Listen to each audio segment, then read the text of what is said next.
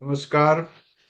Welcome everyone to this Vitthal Mandir program in our Ayurveda and Swasthya series that Vaidya Ashelesha Raut is doing for us. Today is the second session. The first session last month, she had laid out the basic principles and the basic processes of Ayurveda and how it should be used. Today she will start going deeper into that. What are the dinacharyas and what to do at different points in time, the circadian rhythms, and Ayurveda's, deep insight into all those things. So without further ado, over to you, Dr. Ashlesha. Thank you again for joining us. Number of deaths in 10 leading causes of the deaths due to diseases and those 10 leading diseases. So this is the data from 2015, 2014, 2015. So let's take a more recent data, and you will observe that even in 2022 the leading cause is still heart disease. So in the previous slide also you saw the heart disease, and then after almost next decade when we are saying this is still a heart disease. In fact, if you would see many of this, except COVID came and that was a different story, but all these other diseases like stroke or even the coronary lower, see lower respiratory diseases or diabetes mellitus, these all diseases are actually moreover a lifestyle approach diseases rather than a infection or the communicable diseases. So definitely it is not spread due to anything, but it is more because of somebody's lifestyle was not correct. So here is the another very crucial aspect we have to understand, that lifestyle is probably the most important factor in physical and mental health. As you have already seen that we were talking about the health as a whole, right? Even in my last presentation I mentioned that health, when you talk about the Ayurvedic perspective of health, it takes you from the physical aspect, it takes you from the mental aspect, it takes you from the emotional aspect, as well as it takes you from the even spiritual aspect. So when we all spirituality, I mean every aspect, when we try to see, you would realize that lifestyle becomes the probably the most important factor in this all sorts of health which we are trying to achieve. And having said that, then obviously the question comes that why these lifestyle, because we don't follow those lifestyle, why these diseases are becoming the number one killer or number two killer or number four killer or whatever. So maybe, and again maybe, because is this is an indication that we are going away from the nature, we are fading away from the nature. And if that is so, then what should we really be doing? What should be, or how do we really connect with nature? So our lifestyle would change. And so it is possible with all these modern things which we have adopted in our life and trying to balance this life. How do we still stay connected with the nature? And again, the question is, why do we connected with nature? Why only with the nature? Is there any other way out? That also we will discuss. But let's first dig in and try to understand that the thing which is fading out and we are becoming more unnatural, how do we become more natural, or how do we connect with the nature? Now, for understanding that, I really want you to take you to the Ayurveda, science of Ayurveda. So, really, let's understand the science behind bringing that harmony in nature. And is it possible that we follow the Ayurvedic principles and then bring that harmony there? So, just to understand that perspective, I want you to focus on one of the very crucial basic principles of Ayurveda. I have touched base those principles, and you have learned that in my last presentation also I spoke about this, that yatha pinde tatha brahmande. What does that mean? That The whole universe is a nothing but same, or the whole human body is nothing but the miniature of the nature. So you might have heard this saying about the Pindite Brahmandi, and that's in Sanskrit, Yatha Pinde Tatha Brahmande. And that's how we would say further that you are nothing different than the nature. You are the product of nature. Nature has made you, and obviously that is the whole and sole reason. Then when you connect with nature, automatically you start balancing. And we saw this also, that the balance is nothing but the health. Right? Last time in the presentation, I mentioned that healing happens within. Not that I want to say that there is a disease and then you have to heal, but even if the healing is not a static, or health is not a static stage, health is absolutely a dynamic stage. It has to, you have to constantly balance out there. And if you don't balance, and balance is health ultimately. So if you don't balance, means you create the imbalance. If you create imbalance, it's nothing but the creating the land for the disease. So how do we connect with the nature? And that's how another fundamental principle I want to talk to you about is that Ayurveda believes that the whole nature is, or the whole universe, and whatever is there other than you, and of course you are also part of that nature, that it is only made up of five things. And these five things are the earth element. And here I'm talking about element, which means in many times you might have heard about the Mahabhuta. So Pancha Mahabhutas, that means five great elements. And so what are these five great elements? So these great elements are earth element. Again, this is a Mahabhuta I'm talking about, and not the globe of the earth. So earth element, and then the water element, or Apa Mahabhuta, or the fire element, or you could call it as a Tej Mahabhuta or Agni Mahabhuta. And then comes the Vayu element, or the air element, which means the Vayu Tattva or Vayu Mahabhuta. And of course comes the ether element or Akashya Mahabhuta. So these are five great elements, and they are there in the universe. Every part of this universe is only and only made up of these five great elements. That's what Acharya Charaka says, and that's what all Vedas says, and that is the main building block of the universe. And this has been the very established, crucial, fundamental principle of Ayurveda.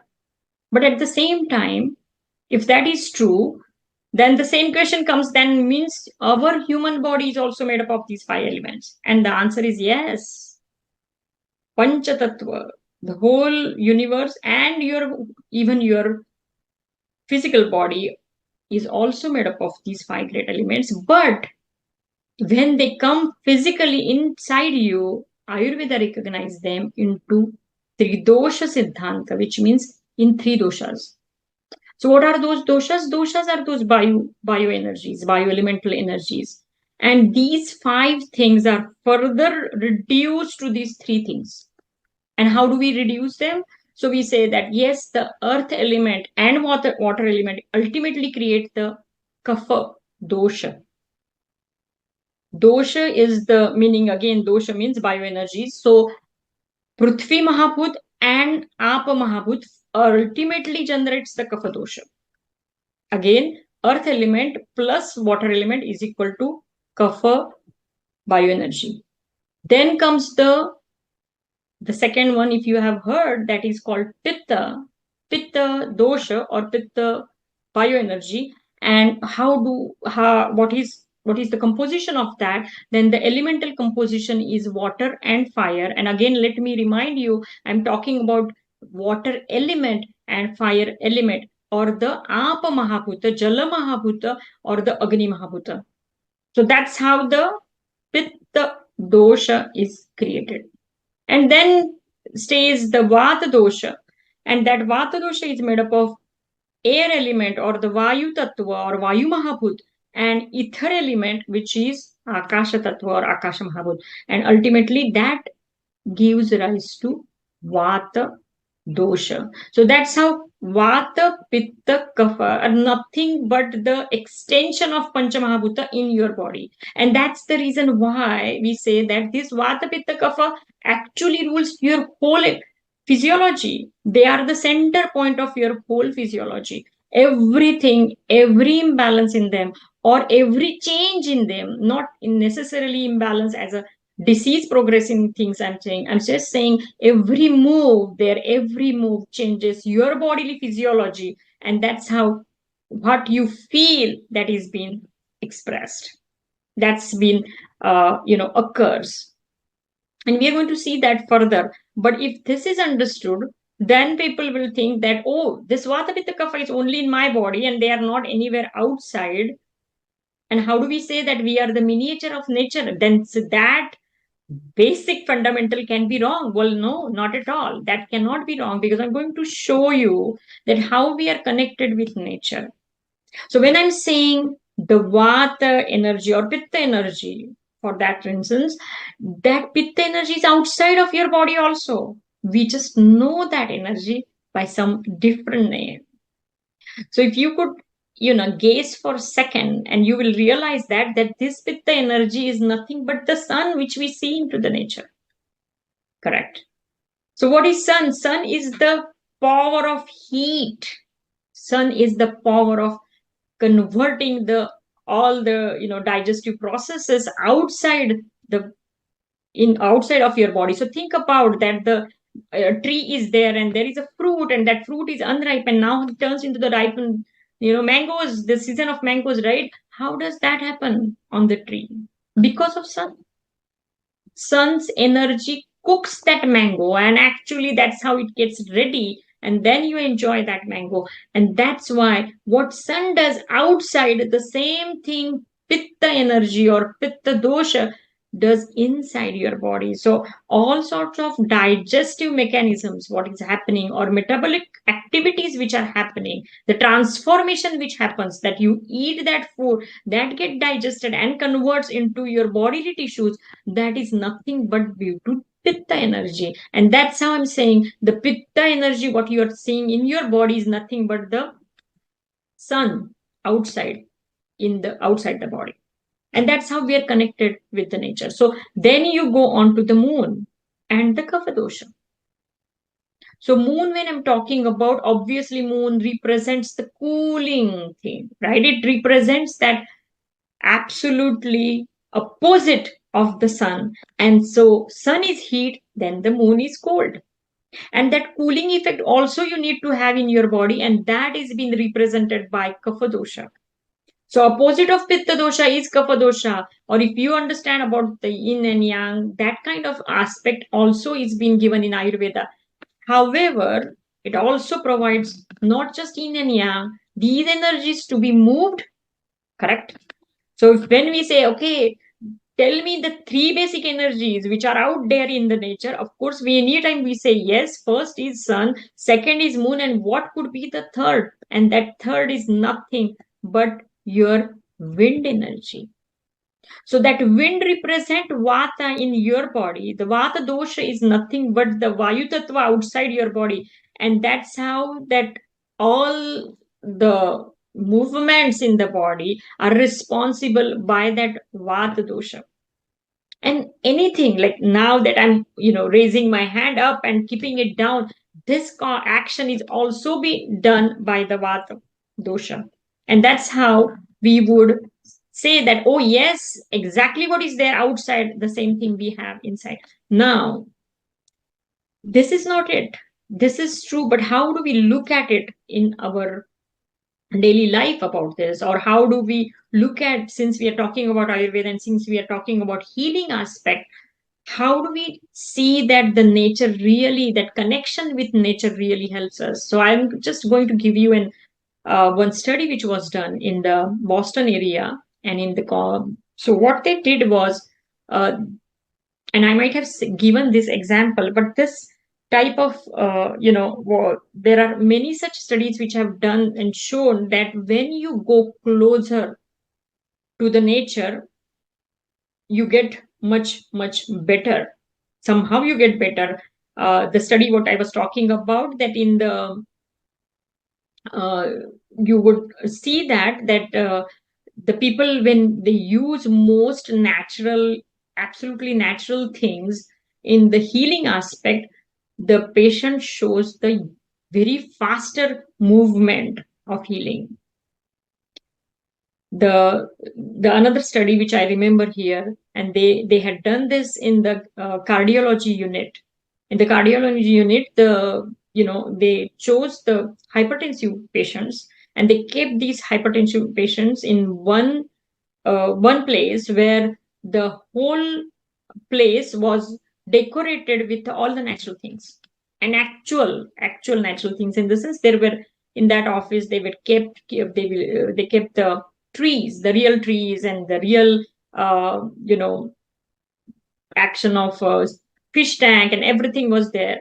And then the other office, they did not keep this, and then they found out that those who were in the more kind of that natural thing, their blood pressure was at least 10 points lower than the people who were sitting in the other office. So my point is that smallest action really makes a big impact on us, and so we heal more quickly and more efficiently when we connect to nature, even in the most basic ways. Correct? So not that you have to eat the natural medicine, but even if you stay there, or it has been shown so many times that just the music, you know the treatment of music, listening to music, can bring down your blood pressure, and not only blood pressure, but actual healing will happen. You all are from the uh, mandir, right? And why do we do there the pujas, and why do we say the mantras? So why do we do the arti even? It is nothing but that Agni Tattva that we pray for, and actually it gives us that those positive vibes somewhere, absolutely help us to heal. So, having said that, now let's understand that how do we further connect ourselves? And I'm sure you are aware of the circadian rhythm, which means, have you ever thought about this? That why it happens that we do certain things at the certain time only? One of the simple things, that you go anywhere into the world on the earth, and there may be different languages, there may be different manners, but everybody would still tell you that the lunch time is noon. Whether you go to the China, where you go to China, or whether you go to Alaska, still the lunchtime is noon. And why? There is something that happens, or why do we only sleep at night? Why don't you? I mean, you just see that many times, even if we sleep a lot of night, pretty late at night, and still at a certain time, as the sun comes up, we are actually automatically get awake. What is that? And why that happens? And of course, that is again another sign that there is that strong connection between you and the nature. So this strong connection has this whole, we believe that there is a biological clock outside as well as inside, and that biological clock creates some physiological effect on your body, and that, as that physiological effect is being created, that's how you feel hungry at that time, that's how you get up at that time, that's how you even defecate at that time.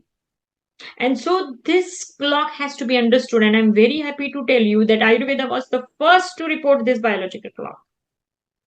And on this basis of biological clock, on the basis of how this whole rhythmic action happens in our body, they connected this whole action of understanding what happens into your body, and how the vata, pitta, kapha, they move into our body, and that's how they developed actually nothing but the Ayurvedic clock.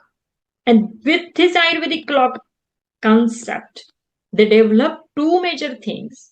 And one was time, that is respect to day and night, and the other was time that respect to season.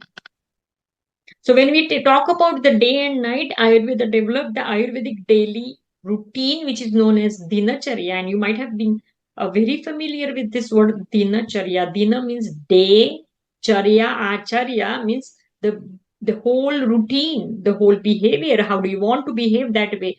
And that is been recommended as a Ayurvedic daily routine for living healthier, happier, and even longer. So here, not just the healthy happiness, but the longevity of the life can increase by just only following that daily routine.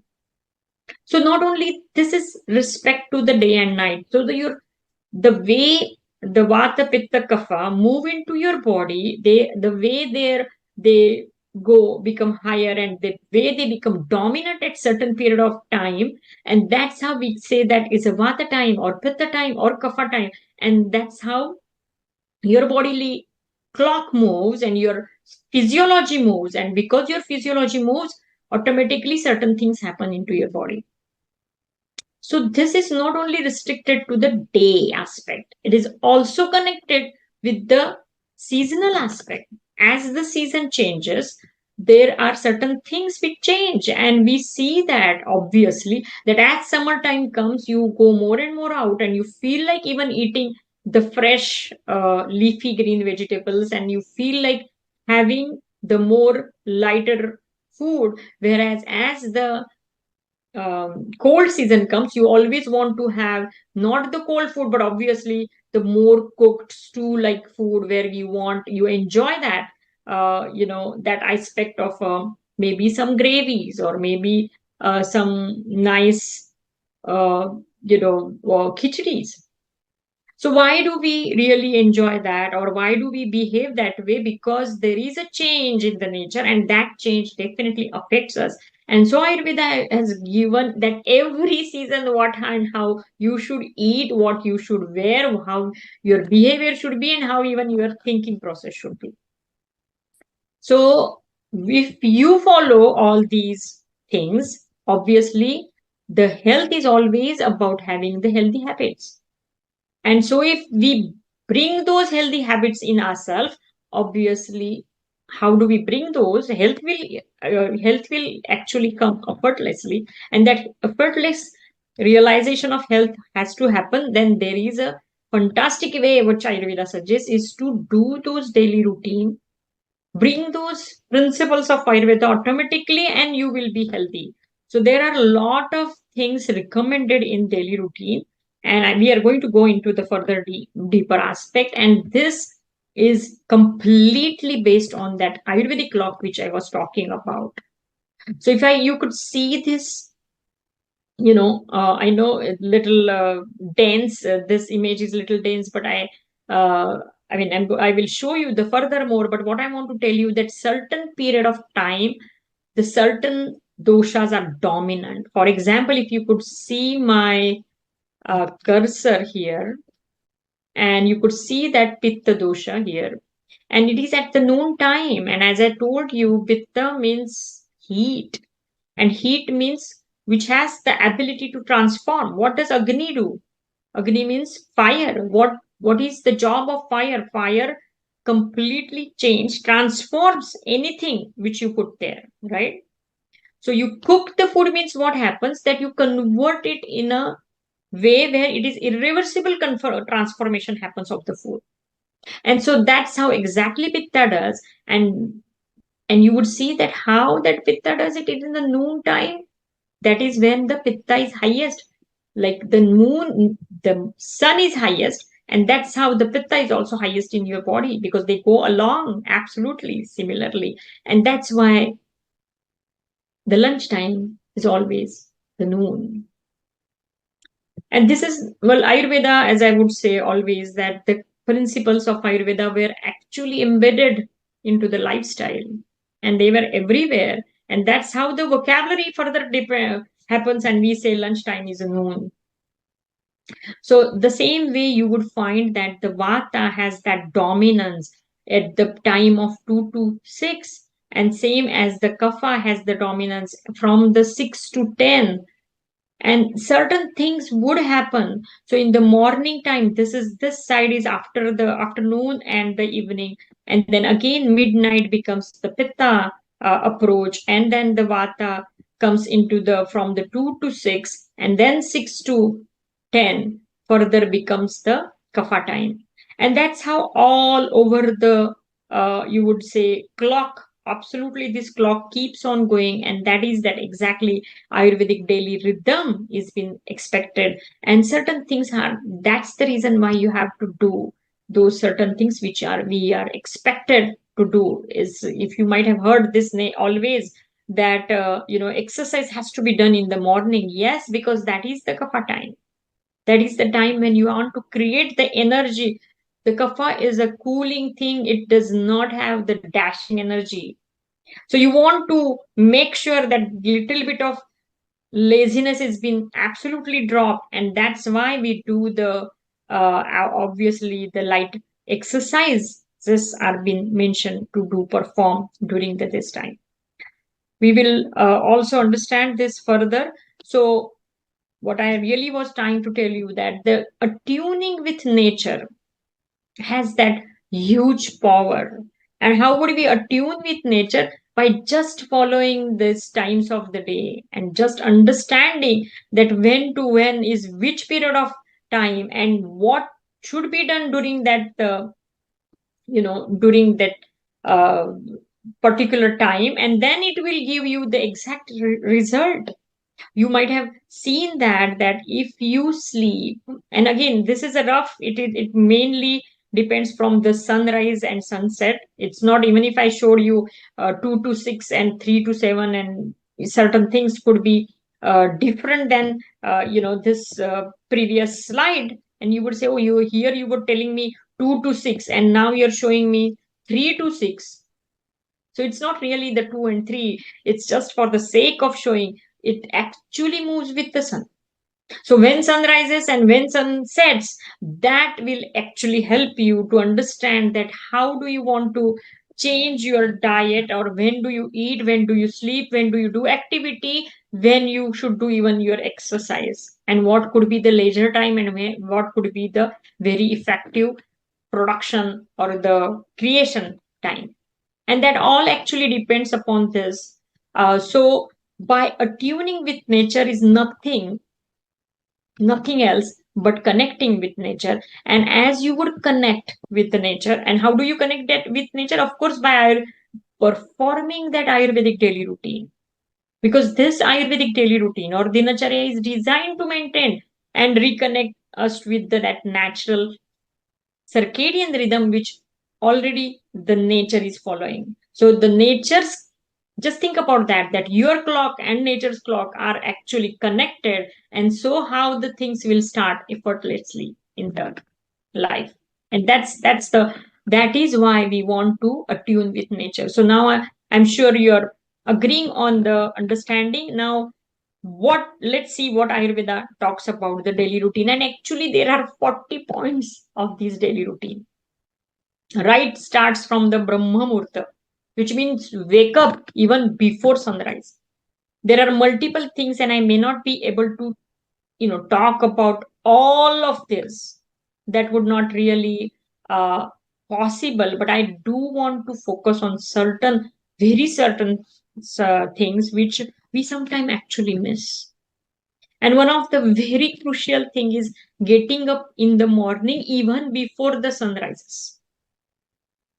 And you will be surprised that if I say this, or maybe you will be get motivated, that in many times in my practice, when somebody comes with the aspect of saying that I want to lose my weight, and that is why I'm here, the very first thing I recommend is to get up before sunrise. And you might have heard this from your from your parents or from the grandparents, that always before the sun rises you should get up. And you may be wondering why they was that only for the sake of discipline were they saying. And actually it was not only for the sake of discipline. It is again truly, absolutely truly, to match your bodily rhythm with the nature, because that was the trick, that if you match your bodily rhythm with the nature's rhythm, then everything will happen properly. Your body will start creating that metabolism with the right pace, and automatically whatever extra fat you have been in gaining to or keeping with you will start shredding. And that is my experience in my practice, and I see that. And of course, not that I'm only tell them to get up into the early in the morning, but that is also one of the recommendation, and that is a very strong recommendation. So now let's understand ayurvedically that why am I saying this. So as I told you that as sun rises, before just sunrise is nothing but the vata time. So vata dosha is very prominent before that. And I told you vata dosha prominence means what? Vata dosha prominence means every movement in your body is actually done by vata dosha, and obviously those rhythms or those natural calls will happen automatically. Those who get up in the morning, they would find themselves that bowel movement happens very easily.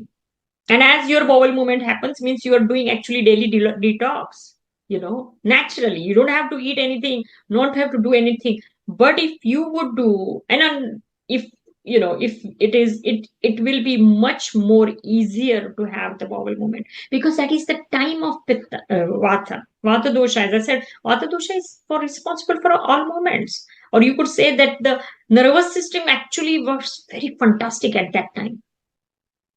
And so this simple parasympathetic system's action of movement, which is to be carried out into the intestine and the large intestine, and defecation has to happen, that becomes very easy, very smooth. And as once that happens, obviously your whole system is clean, and then you feel hungry. So you are into actually automatically set into that natural thing. There was another study which was done, and they actually found out that those who sleep beyond once the sun comes out, they tend to create more diseases which are related to all what we call it as a kapha disorders.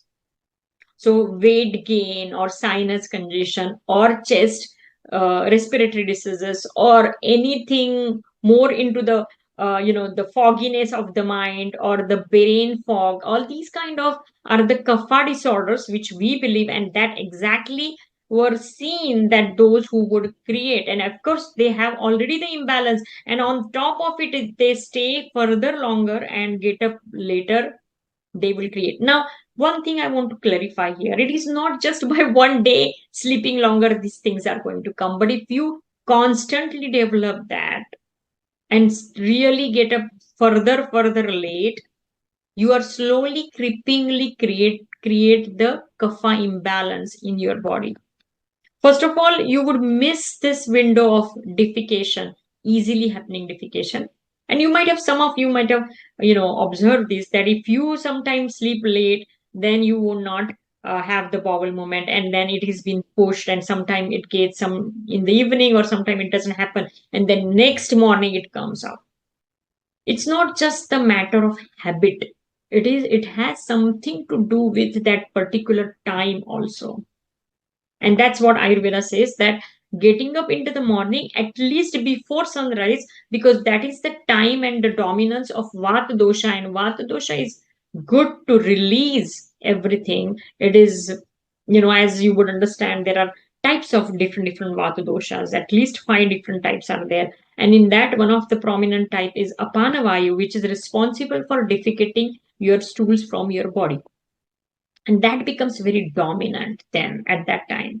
So it's time, and so it gets clean, and as that happens, your whole day goes absolutely fresh, and everything actually happens fantastically. And that's why getting before the sunrise is very, very important. The second point which I'm going to talk about is another. You may be doing this, or you may be forgotten this, and that is tongue scraping. I'm sure you must have seen this. It is called Jivha Nirlekhanam, correct? And you must be even aware that there are multiple benefits of tongue scraping. And how do we do this tongue scraping? Ayurveda talks about that also. So with two hands, you have to hold this part and this part, and then hold it like this and give the strokes. So how many strokes one should give? Is there any relation between? Is this only the oral hygiene, or is has something else to do with your metabolism, or it has something else to do with your even hunger level, or it has something else to do with your digestion or even appetite? And so the answer is that when you do this, the clean the tongue and give the stroke. So this is how the strokes would be given, that you put your hands like this, both the hands, and hold it like this, and then put the tongue out and scrape it, go back, scrape it again, pick up and go back, scrape it. At least I would say to do it for 7 times. And there is a reason. There are multiple benefits of the cleaning the tongue. And of course, the very first thing which you are very much aware of, that it creates the cleanliness, it removes the mouth bacteria, it removes the all the the gooiness which you will have for sleeping whole night, that can be gone. It creates the taste buds are being sharpened there, so your taste actually develops nice. You actually start smelling also nicely, because there is a relation between your taste bud and smelling, very close relation. And if that cleans up, you automatically smelling nice. But beyond that is also there are certain things, and the very simple thing about that is Ayurveda says that it is actually by doing the strokes on your tongue, it is actually given the strokes to your digestive fire, the agni, the vanni, which is there into your stomach. It is there that it is the message sent to your bodily system, to your GI system, saying that, hey, wake up now, I'm going to put the food inside. Correct? And that's how the whole system is kind of waking up. And that is the reason why tongue cleaning has been said to create the appropriate environment into your stomach, that when food is been coming, you would digest the food. So it's a aspect of making ready your body, to get the body ready. There is a, I will like to give you an example here, that if many of you would have the electric cars now, Tesla or any other electric car, and you would know that when you start searching, at least in Tesla, they have this ability that if you are going to charge the car, you just have to search that charging car button, and now while you are still reaching there on that spot where the car will be charged, the whole car will get ready for the charging. The system gets ready for the charging. And how that happens exactly in our human body, by doing the tongue scraping, we are doing that charging, that we are getting to charge for the digestion. And that's why tongue scraping is only mentioned during the morning time, and not necessarily it has been recommended as a dinacharya or as a ratri charya. So dina means day, ratri means night, and dinacharya means the daily routine, and ratri charya means the nightly routine. And these daily routines and nightly routines are completely defined. Step by step actions are recommended. That's why it becomes almost 30, 40 actions are been mentioned. And these could be very simple as such, these things. And so the tongue scraping benefits, which you have already seen, we also say that Ayurveda believes there are, I mean, why 7 times, right? Why do we have to do this 7 times? And then only the whole thing is being created. So Ayurveda believes that all these tissues which we have in our body are divided into 7 types. So there are 7 types of tissues, or 7 types of cells are classified. And so to represent every that classification, the strokes which I was saying, that's why the tongue is being scraped 7 times. So you could see here, sometime there are like a copper tongue scraper, sometime there are stainless steel tongue scraper, sometime even there are silver tongue scraper. And the Ayurveda says that there are golden tongue scraper. Maybe I haven't seen seriously anybody would have. Maybe in that those ancient times they used to use those golden tongue scraper. But which is the topmost and which is the good? Correct. So obviously the copper is considered the best. Why do you say copper? Because copper is an excellent bacterial resistant metal. There was a study done in one of the big hospital, where in the surgical unit they had this, again, two groups they made, and they made one group into the where they would go, stay in their facility, which would have all the metallic preparation made up of only copper, and then the other facility was other than copper, or the simple ceramic or some other things were there.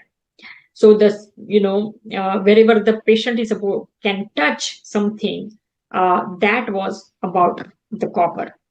And you will note that the post surgical, these were the all post surgical patients, so they were kept into those two different groups, and people who were into the groups where there was the copper all around, the whole furniture was more of a copper style, they been proven to show, they showed that there was less amount of infection compared to the other people. So again, I'm coming to the same point that copper is really has a good antibacterial resistance. The metal itself is like that. Not only that, it actually helps to support the lymphatic flow of a body. So you might have heard that it has been said that always drink the water from the copper bottle or the copper jar, or some kind of a copper material is there, and then put the water inside, store that water, and drink that water. The reason is there because copper ions were believed to absorb into the lymph and blood and support the healthy immune system. Lymphatic system is for our immunity, carrying the lymph. That's the job of lymph, that it carries all the cells all over the body. And that's how this copper would help and support the immune system. And that's how I would recommend the copper tongue. There is another Ayurvedic approach also. Why do you need to have the copper tongue? Because the kapha dosha is being dominant in the area of the mouth, and to scrape that off, tongue scraping is the best. And that's how the copper tongue we generally tongue scraper we generally recommend. And that was the reason why I wanted to discuss on this. The next aspect, and I don't know how many of you are doing, or you may be doing now, it is pretty getting normal and very well known, and that is known as oil pulling. The Sanskrit name is kavala. So what is oil pulling? So just for in a, very quickly, that what you could know is to have the oil or some medicated thing into your mouth and squish it, squish it, squish it, and squish so much that it actually, and then throw it off. And so which type you're supposed to be throwing that off, remember, because it actually helps to, of course, the oral hygiene, it helps to remove those all bacteria the nightly when you are sleeping. Not only that, but it also helps much on the higher level. It actually enhances your memory. And it's not just the hazard thing I'm talking about, that how it enhances the memory. It is been observed that the periodontally your absorption happens well. And this oil, if it is a nice oil, you can actually, that your brain is definitely a product of a fatty tissue. More fatty tissues are there, and this brain, when this oil is to be sometime get absorbed through your uh, periodontally, means your gums are absorbing them, and that's how also you feel the memory enhances, has been seen. The most importantly, it improves again your lymphatic system. And I'm very happy to tell you actually that nowadays in cancer, one of the treatment of the oral cancer is being recommended as a oil pulling. So oral cancers, healing happens more faster if they do, or one of the criteria they have is the oil pulling. So another question comes that which oil to be used. And I would recommend actually, I mean, again, I would in the sense, Acharya Vagbhata has recommended one of the main authors or one of the main teachers or the lineages of the Ayurveda who wrote Ashtanga Hridayam. And so Acharya Vagbhat recommends to use the sesame seed oil or the til taila. Til tailam is being recommended more. And the second question often comes is that how long should we do that? Correct. So I generally would recommend to do it. It's not 5 minutes or 10 minutes. The real amount is again Ayurveda, since that it changes per person. And how do I know that okay I did it rightly? Because I would recommend that take a nice spoonful of oil and put it in the mouth and start squishing and squish and squish and squish till it actually changes its color. So sesame oil is a little yellowish, and when you squish it, it actually becomes a lot of frothiness comes, and that's how it changes, like it starts looking white. And then you spit it out. Of course, remember, don't forget to spit out that. So that's a very important aspect of the uh, oil pulling. Then I want to come on to the oil massage. I'm sure you're aware of the word abhyanga. Many of you have said, okay, Diwali time, let's do the abhyanga, right? But it's not only Diwali time, we have to do the abhyanga even every day, especially when we are on the northern part of the side of the world and North America, and again further towards the north side here, where we definitely find a lot of coldness in the weather. Of course, we have summer, and the summers are only 4 months, but the rest of the time it is definitely on the cold weather. And such time, doing the oil massage every day is really recommended. Again, you don't have to sit and do it for the half an hour. Even if you could do for smaller period of time, or let that oil get applied on your extremities, that will also fine. Why am I saying this? Look at the benefits. These many benefits I have just noted here, but there could be furthermore. But just take a look. Nourishes the entire body, right? And the effect immediately is the anti-aging. This is the anti-aging thing. It imparts the muscle tone and vigor to the dhatus as the tissues. It imparts a firmness to the limbs. Automatically, you would start seeing that. See, lubrication, increased circulation, stimulation, internal organs, all these things are good, but I want you to put your attention here on the it calms the nerves.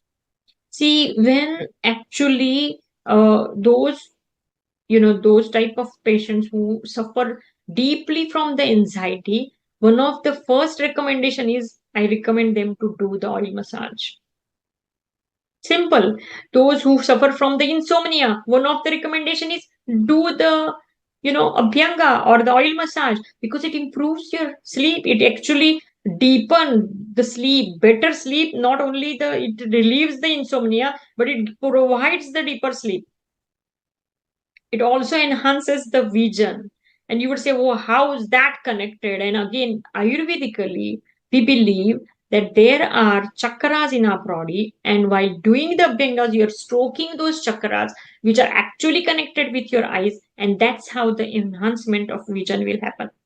You might have seen that whenever people would put the, for not only for the longer hair, but also for the sake of feeling like when the heat stroke happens and all that kind of things, we definitely put the oil onto your head, and that also softens the whole, like feels instantaneously coolness can come, and that is also anti-aging aspect. Or it is also helpful if someone has the high blood pressure or any kind of a you know little bit of anger issues.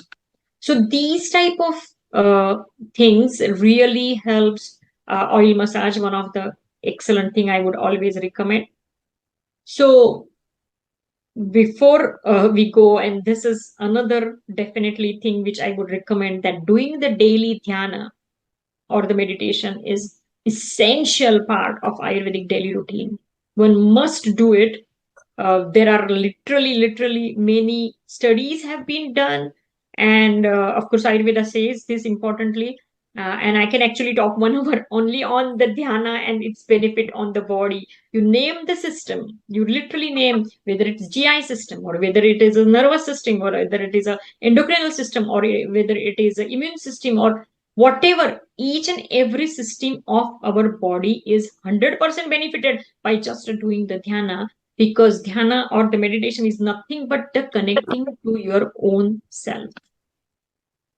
So by seeing the, at the I don't want to go further, and let's conclude here. But while before I go, I would like to tell you that if the life balancing is the act, if you're really balancing and trying to balance and try to eat, of course, good and all, the same time, if you would do, and if you want that, follow this dinacharya or do the daily routine, and you really want that to bring that harmony in the motion, right?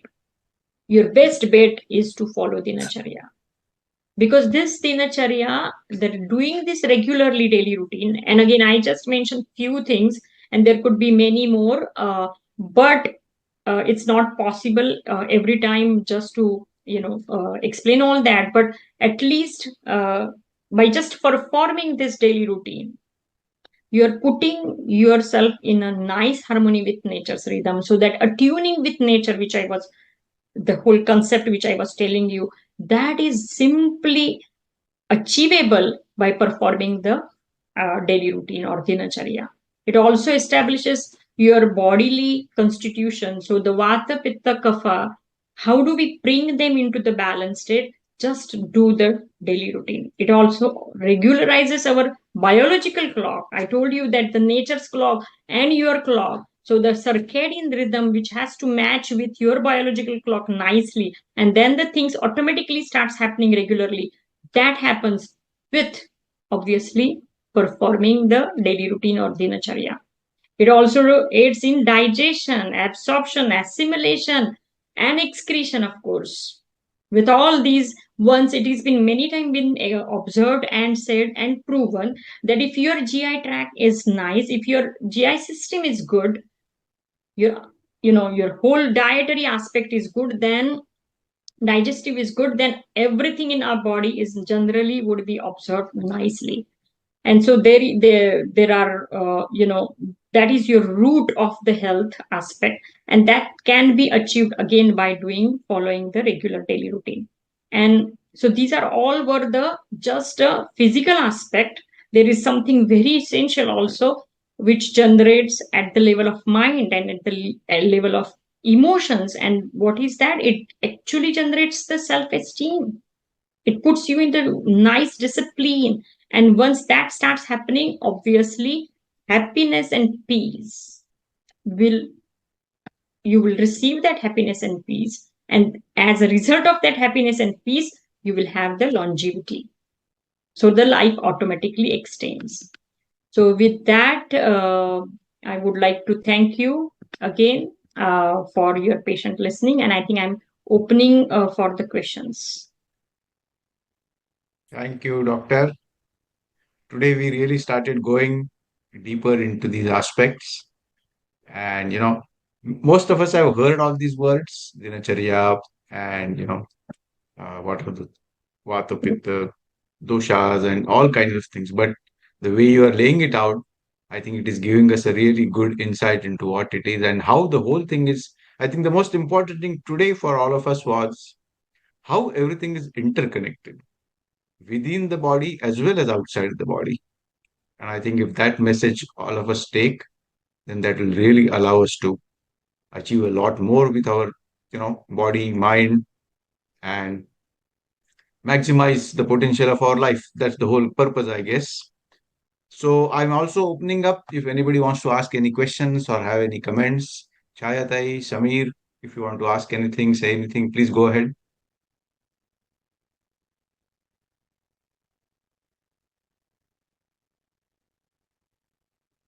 Uh, I would like to ask a question to Dr. Ashlesha. Mm-hmm. Uh, you said that kavala, Mm-hmm. with oil. I had never heard this method before. Like this was the first time I somebody said that we need to do the kavala with oil. I always thought it is to be done with regular water. So this oil you take in your mouth is like 1 teaspoon, or how much is the quantity? Yeah. So, see, there are multiple ways. We call it as a gandusha also Mhm. for this, and the kavala is can be done through water also. We we this was the taila gandusha was, or the taila kavalam was actually recommended, but then as like how Abhyanga is only left for the Diwali as on the Mhm. during the Diwali. That's how Right. these things will started Okay. further going out. And how much to take is to start with. I would just suggest that just take a 1 teaspoon, but then you can actually increase up to little bit 2 to 3 teaspoons. And Oh, it's not that you have to, you have to spit it out ultimately. Remember, right. you never drink this, and it has very very well established. I mean, I did not give you. There are like again list I could give you that I remember I have one of my friends is a dentist, and she Mm-hmm. was asking me actually that I don't know what you when we have common patients, right?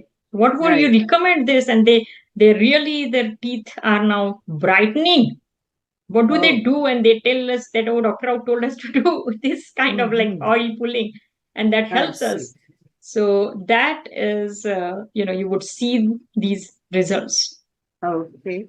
And this needs to be done in the morning. Yeah. So after doing this, can I have a cup of tea immediately, or I need to give some time, or how do I follow this routine? Yeah, so you can have, of course, when you spit it out, you can wash your face, mouth again with the water, right? Right. Sometime I recommend that if some people are not like really used to have that oil, then I recommend that after you do the tongue scraping, that is also good.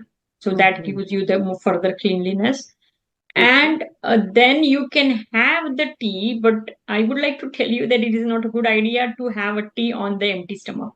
So Okay. that is a I next see.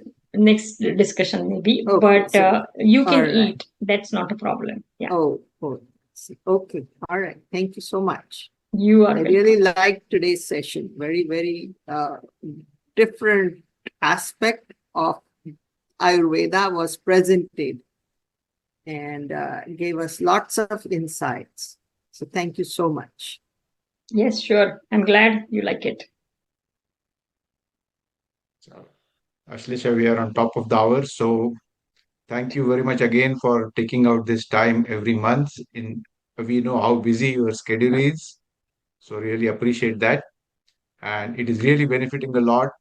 Even though people are busy and many times they may not be able to attend right on the time, but the first session already had more than 250 visitors, and we are able to see their comments, we are able to see their questions. So I think what you are doing is going to be something very, very valuable for our community, and we'll keep doing this. Thank you very much. Jai Hari Vitthal. Jai Hari Vithala. Dhanyavad.